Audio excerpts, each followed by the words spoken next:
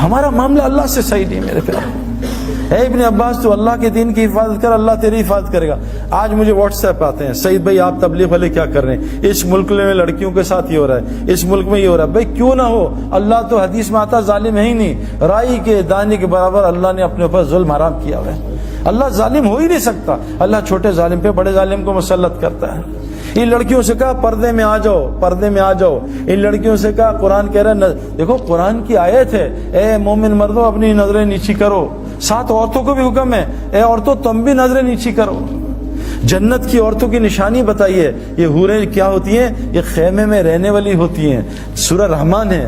جنت کی عورتوں کی نشانی بتائیے، یہ نیچی نگاہوں والی ہوتی ہیں۔ آج تو ہماری لڑکیاں لڑکے سارے اونچی نگاہوں والے، یہ جنت کی نشانیاں تھوڑی ہیں۔ جس آدمی کی وہاں جنت بنتی ہے، اللہ پہلے اس کی دنیا جنت بناتا ہے، اس کا سایہ اتارتا ہے۔ وہ سکون، وہ محبت، وہ سلامتی، وہ چین، وہ بے خوف زندگی جنت کی اللہ کی قسم اللہ دنیا میں عطا کرتے ہیں۔ اور ہم نے دیکھا ہے، ہزاروں کی دیکھتے ہیں۔ اور جس کی مرنے کے بعد جہنم بنتی ہے، اللہ پہلے اس کی دنیا کو جہنم بناتے ہیں، جس میں سب سے پہلی نشانی اس کے دل کو، سکون کو خراب کر دیتے ہیں اور اس کے دل کو خوف سے بھر دیتے ہیں۔ آج ہمارا سب کا یہ حال ہے۔ تو سب سے پہلی چیز، اور یہ اللہ سے تعلق کیسے صحیح ہوگا، یہ دعوت اللہ کی محنت کے بغیر نہیں ہو سکتا۔ یہ جو تبلیغ میں لگ رہے ہیں نا لوگوں کو اللہ کا تعارف کرانا، فرمایا کیا کہ تم اللہ کے محبوب بننا چاہتے ہو، تم لوگوں کو اللہ کا محبوب بناؤ، اللہ تمہیں اپنا محبوب بنا لے گا۔ یہ دعوت اللہ کی محنت میرے پیارو، حضرت محمد صلی اللہ علیہ وسلم آخری نبی ہے، پہلے نبی آتے تھے لوگوں کا تعلق اللہ سے جوڑتے تھے۔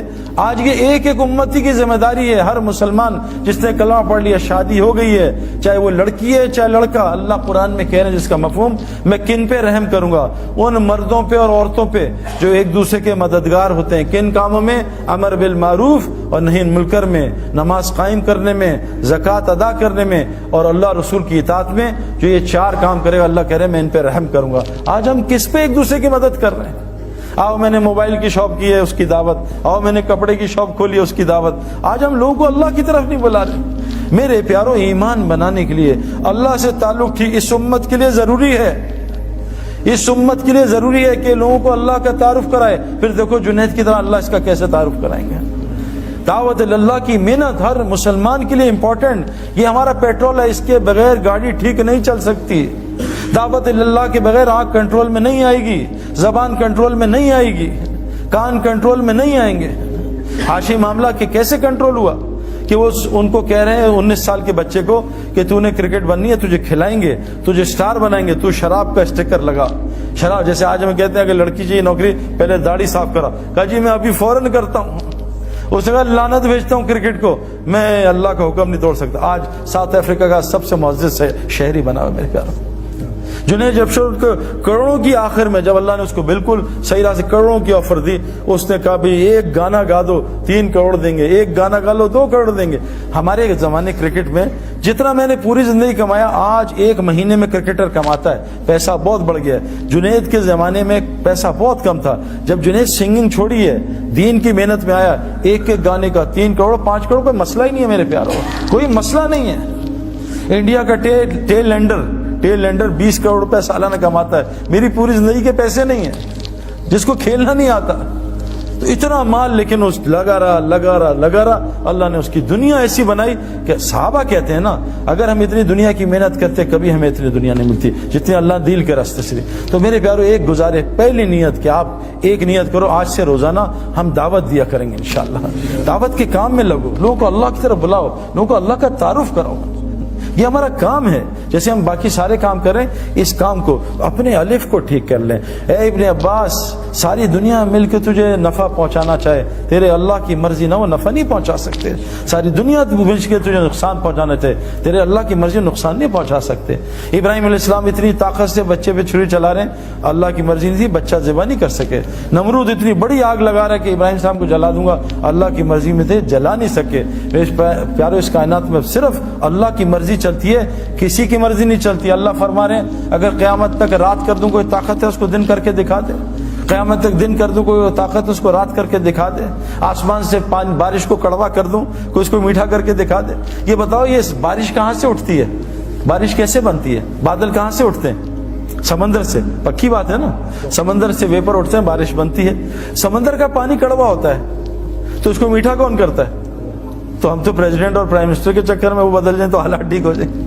یہ پانی کو کون کڑوا کرتا ہے؟ میٹھا کرتا ہے کڑوے پانی کو۔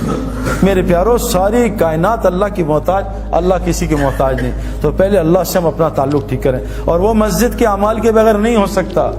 اس میں ایمان کے حلقے لگتے ہیں، اس میں تعلیم کے حلقے، اللہ کے ذکر کے حلقے۔ جب ان حلقوں میں روزانہ بیٹھیں گے، جیسے آپ پڑھائی کر رہے ہو، جیسے ہم اسپورٹس گراؤنڈ میں جاتے ہیں، فیلڈنگ کا حلقہ، ایک سیکشن فیلڈنگ کر رہا ہوتا ہے، ایک سیکشن بولنگ کر رہا ہوتا ہے، ایک سیکشن بیٹنگ کر رہا ہوتا ہے، ایک جم میں لگا ہوتا ہے۔ یہ حلقے ہیں۔ حضور صلی اللہ علیہ وسلم کی مسجد میں بھی یہ 4 حلقے لگتے تھے۔ ان حلقوں میں آ کے انسان کا ایمان بنتا تھا، اس کا عمل بنتا تھا۔ اپنے الف کو سیٹ کر لو، اور دوسری چیز عمل کو سیٹ کر لو۔ حضرت محمد صلی اللہ علیہ وسلم کا 24 گھنٹے کا عمل لے آؤ، پھر دیکھو اللہ کیا کرتے ہیں۔ میں نے ابھی ایک بات بتائی، ہم اور محمد یوسف بھائی جو ہے نا، کوئی 7-8 سال ہو گئے جب یوسف نیا مسلمان ہوا تھا، بلکہ زیادہ ہی ہو گئے ہوں گے۔ تو ہم ایک یونیورسٹی فاسٹ میں گئے، اس میں کوئی ہزاروں کے لوگ تھے نا، میرے خیال میں اور بھی یونیورسٹیز آئی تھیں 5-6 ہزار۔ تو میں نے بات جب کر لی تو انہوں نے کچھ سوال کیے، میں نے کچھ جواب دیے۔ تو انہوں نے ایک سوال یوسف سے کیا کہ یوسف بھائی، یہ جو ڈینمارک والے لوگ ہیں، انہوں نے حضور صلی اللہ علیہ وسلم کی شکل کے کارٹون بنائے، یہاں سے داڑھی کاٹی، یہاں سے کاٹی، نعوذ باللہ۔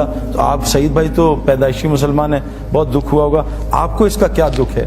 تو یوسف نے کہا بہت دکھ ہے مجھے زیادہ۔ لیکن یوسف نے کہا دیکھو، وہ تو 10 آدمی تھے صرف جنہوں نے حضور کی شکل کے کارٹون بنائے، پاکستان میں مسلمان 90% حضور کی شکل کے کارٹون بناتے ہیں، بتاؤ ان کا کیا کریں گے؟ میرے پیارو، حضرت محمد صلی اللہ علیہ وسلم کا اگر دیکھو، اللہ قرآن میں کہہ رہے ہیں، صحابہ نے پوچھتے نا صاحب، یا رسول اللہ کہ اللہ ہم سے محبت کرتے ہیں؟ اللہ نے خود جواب دیا، میرے نبی رکو میں تمہیں بتاتا ہوں۔ کیا؟ قل ان کنتم تحبون اللہ، یہ تم سے پوچھتے ہیں اللہ تم سے محبت کرتے ہیں؟ ان سے کہہ دو فاتبعونی، کہ یہ 100% آپ کی کاپی کریں۔ دیکھو آئی فون نے یہ فون بناتا، آئی فون 1 سال میں ایک بنتا ہے نا، آئی فون اس سے پچھلے سال میں اس فون کو زمین پہ مارتا ہے، پہلی فلور سے گراتا ہے، سردی میں چلاتا ہے، برف میں، گرمی میں، اس کو ٹیسٹ کرتا ہے، اس پہ پانی ڈالتا ہے تاکہ پانی دیکھے پانی پروف ہے نہیں۔ جب وہ پورا فون تیار ہو جاتا ہے، پھر آئی فون کہتا ہے پوری دنیا کے لیے اس کی اتباع میں، ایگزیکٹ اتباع میں، اس کے سارا کچھ ایک جیسا ہو، فنکشن ایک جیسے ہو، اس کی اتباع میں 1 کروڑ فون بنا دو، اس کو اتباع کہتے ہیں۔ اللہ قرآن میں کہہ رہے ہیں کہ جو چاہتا ہے میں اس سے محبت کروں، وہ میرے نبی کی اتباع کرے، فاتبعونی۔ تو میں کیا کروں گا؟ یحببکم اللہ، میں اس سے محبت کروں گا، ویغفر لکم ذنوبکم، اور اس کے پچھلے سارے گناہ معاف کر دوں گا۔ آج کتنے مسلمان حضور کی اتباع کرتے ہیں بھائی؟ مسئلہ ہے میرے پیارو، اللہ محبت نہیں کریں گے تو ہم سے کوئی بھی نہیں کرے گا۔ شادی کے 6 مہینے کے بعد بیوی نفرت کرے گی، بچے بڑے ہوں گے تھوڑے تگڑے، بچے نفرت کریں گے، پڑوسی نفرت کریں گے، ساری دنیا نفرت، اللہ بھی نفرت کریں گے۔ اللہ انسان سے بہت محبت کرتے ہیں۔ لیکن میرے پیارو، اگر ہم نے حضور صلی اللہ علیہ وسلم کی، دیکھو احد میں ایک حکم صحابہ سے غلطی ہو گئی اجتہادی، ایک حکم چھوٹا، احد میں حضور کے ہوتے ہوئے شکست ہوئی، 70 صحابہ شہید ہو گئے۔